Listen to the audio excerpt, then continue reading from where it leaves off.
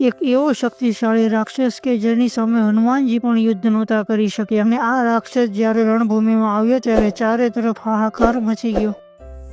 કોઈને પણ કાંઈ સમજાતું નહોતું કે આ રાક્ષસનો વધ કેવી રીતે કરવો। કોણ હતો આ માયાવી રાક્ષસ કે જેને રાવણથી પણ વધારે શક્તિશાળી માનવામાં આવતો હતો। અમે તમને વિસ્તારપૂર્વક જણાવી રહ્યા છીએ રામાયણની આ રહસ્યમય કહાની વિશે। જો તમે આવા જ રહસ્યથી ભરેલા વિડીયોને જોવા અને જાણવા માંગતા હોય ને તો અમારી યુટ્યુબ ચેનલને સબસ્ક્રાઇબ જરૂરથી કરી લેજો, કેમ કે રહસ્યથી ભરેલા અને ઇન્ફોર્મેટિવ વિડીયો અમે હંમેશા લાવતા હોઈએ છીએ। જ્યારે લંકાના મેદાનમાં યુદ્ધ ચાલતું હતું ને ત્યારે રાવણ એક ભયંકર રાક્ષસનું આવાહન કરે છે અને આ રાક્ષસ ખૂબ જ માયાવી અને ભયંકર હતો અને રાવણને સમજાઈ ગયું હતું કે હવે તેની હાર નક્કી છે।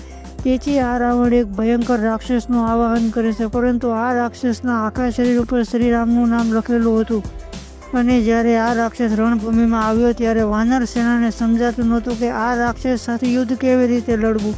આ રાક્ષસના આખા શરીર ઉપર તો ભગવાન શ્રીરામનું નામ લખેલું છે અને આ ભયંકર રાક્ષસે આખા રણ મેદાનમાં હાહાકાર મચાવી દીધો।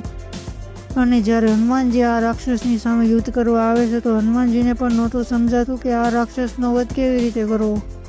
અને ત્યારે હનુમાનજી છે મહારાજ વિભીષણ પાસે આવે છે અને ત્યારે મહારાજ વિભીષણજી હનુમાનજીને કહે છે કે આ રાક્ષસના આખા શરીર ઉપર તો ભગવાન શ્રીરામનું નામ લખેલું છે, પણ બે જગ્યા એવી છે કે ત્યાં ભગવાન શ્રીરામનું નામ ક્યારેય નથી આવ્યું। એક તેનું મુખ અને એક તેનું હૃદય, આ બે જગ્યાએ ભગવાન શ્રીરામનું નામ ક્યારેય નથી આવ્યું।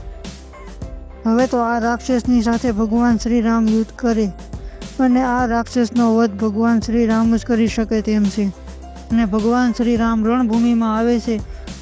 ભગવાન શ્રીરામનું એક જ તીર આ રાક્ષસની જીભ અને હૃદયને ચીરી નાખે છે અને તે જ જગ્યાએ આ રાક્ષસનું મૃત્યુ થઈ જાય છે। પરંતુ આ રાક્ષસનો વધ હનુમાનજી મહારાજ નહોતા કરી શકતા, કારણ કે આ રાક્ષસના આખા શરીર ઉપર ભગવાન શ્રીરામનું નામ લખેલું હતું।